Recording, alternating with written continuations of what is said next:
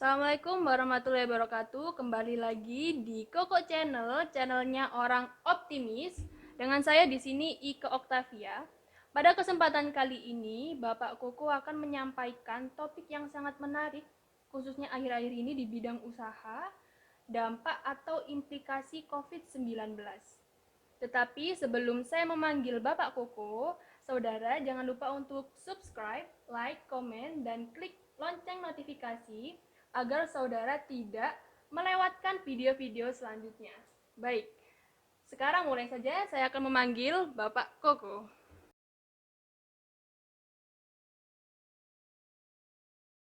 Terima kasih Nona Ike memberi kesempatan saya untuk bicara mengenai dampak-dampak dari pandemi COVID-19 terhadap dunia usaha dan terhadap pekerja pada umumnya.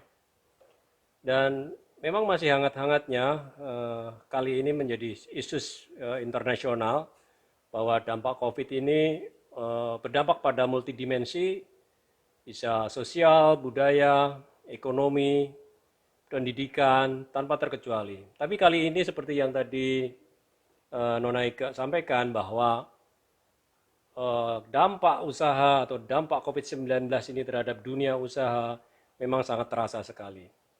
Ya, sebelum saya melangkah ke sana, teman-teman semua, saudara-saudaraku, dulur-dulurku, bahwa dunia usaha memang sangat terpukul terhadap dampak pandemi COVID-19 ini. Dan kita tahu sebetulnya kalau kita lihat isusnya, kalau ya kita mau bahas lebih detail gitu, memang banyak sekali.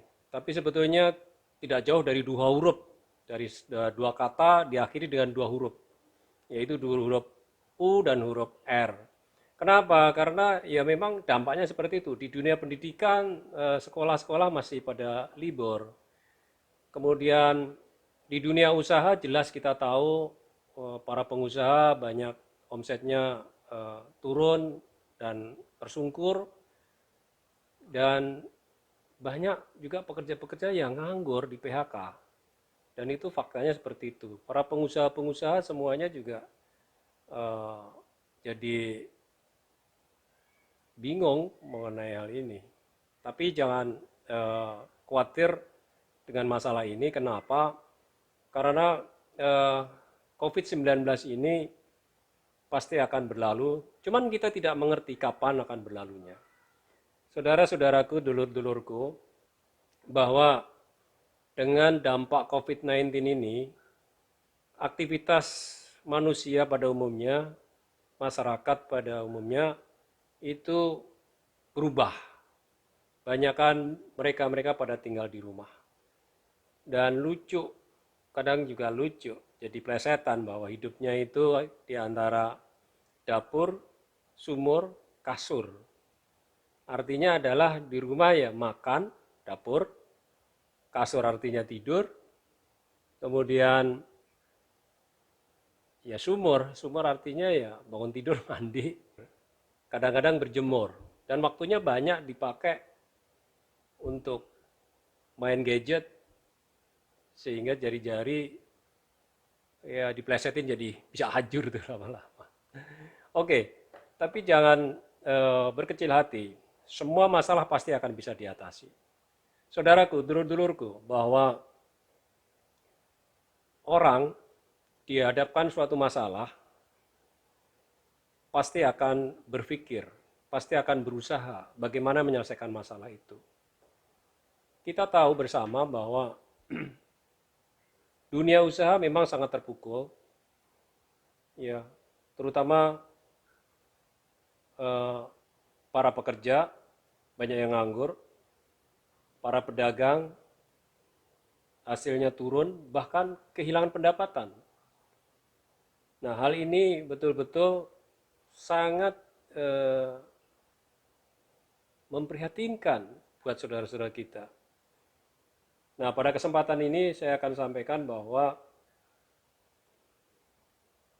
kita harus, nomor satu kita harus sehat, keluarga kita juga harus sehat. Itu nomor satu.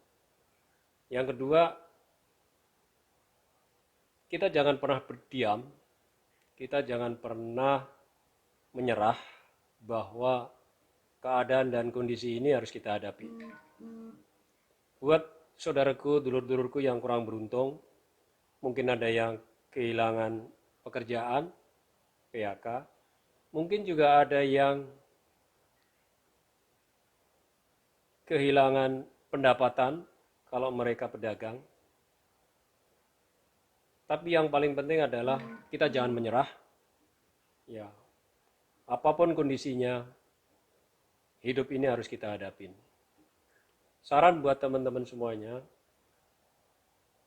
kalau kita menghadapi suatu persoalan atau problema, berpikirlah untuk mencari jalan keluarnya. Jangan mencari persoalan terus-menerus, tetapi carilah solusinya. Ya. Untuk teman-teman, saudara-saudara yang kehilangan income, yang kehilangan pekerjaan, mulailah Anda membangun income baru dengan cara mengembangkan potensi Anda, potensi pasangan Anda, yang mungkin hobi Anda, passion Anda, apa yang menjadi sesuatu yang Anda gemari, Anda kembangkan. Ya, sehingga akan menjadi ekonomi tambahan, akan menjadi income tambahan yang bisa membawa survive, yang bisa membawa keamanan buat income Anda, ekonomi Anda. Saya banyak terinspirasi dari beberapa tetangga, beberapa kolega, yang mana dalam situasi yang sulit ini, mereka mengembangkan hobi. Buat saudaraku, teman-temanku yang hobi masak, contohnya. Mereka mengembangkan hobinya, sehingga mereka memasak segala sesuatu, kemudian dia pasarkan di masyarakat sekitar, dipasarkan kepada teman-temannya, kepada klien-kliennya, kepada networkingnya. Ada yang hobinya membuat barang-barang konsumer seperti sabun, sampo, banyak sekali, sanitizer. Mereka banyak yang produk-produk rumahan yang akhirnya mereka bisa survive. Yang tadinya tidak ada income menjadi ada income. Yang tadinya pesimis, rasanya kok kecil, ternyata bisa berkembang. Bahwa segala sesuatu yang besar itu pasti diawali dari yang kecil. Contoh adalah angka. Angka itu diawali dari 0. Kemudian jadi 9. Tetapi angka 0 itu sangat berarti. Padahal angka 0 itu kan tidak ada nilai. Tetapi kalau itu dipasangkan dengan angka 1, nolnya di sini ada 2 dan 3 jadi 1000. Kalau kita pasangkan dengan 0 di sini ada 6, jadi 1 juta. Kalau kita pasangkan 0 di sini ada 9, bisa 1 miliar. Artinya 0 kelihatannya tidak ada nilai. Tetapi begitu dipasangkan dengan satu keinginan, satu kemauan, ini akan menjadi value, menjadi nilai yang sangat besar. Jadi saudaraku, jangan berkecil hati. Hal-hal yang besar pasti dimulai dari yang kecil. Contoh tadi angka. Yang kedua contoh lagi adalah, kita sebagai manusia, pasti diawali juga dari hal yang kecil. Dari sel yang paling kecil, kemudian lahir jadi bayi, jadi dewasa, kemudian ya seperti kita, produktif. Contoh yang lain lagi seperti biji. Biji itu kalau jatuh di tanah, tumbuh jadi tunas, jadi pohon dewasa, kemudian berbunga dan berbuah. Begitulah hidup. Dan ujungnya cuma satu saudaraku, yaitu kemauan dan keberanian. Jadi, kalau Anda tidak bisa, Anda bisa belajar. Kalau Anda tidak tahu, Anda bisa tanya. Kalau Anda tidak bisa, Anda siap berlatih.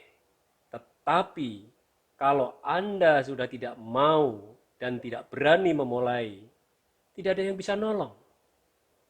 Kecuali satu, keputusan Allah Subhanahu wa taala, Tuhan yang Maha Esa.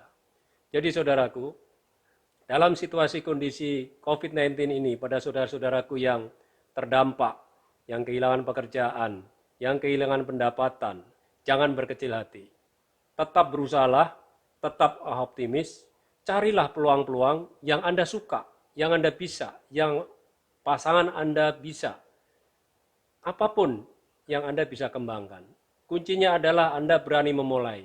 Anda berani membuat segala sesuatu untuk Anda pasarkan, untuk Anda buat, kemudian Anda bisa survive dengan pendapatan Anda. Jadi saudaraku, dalam situasi COVID-19 ini, janganlah menyerah. Ya. Kuncinya satu, janganlah menyerah.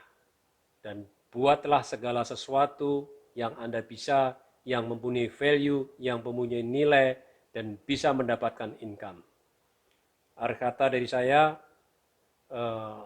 sekali lagi, jangan menyerah.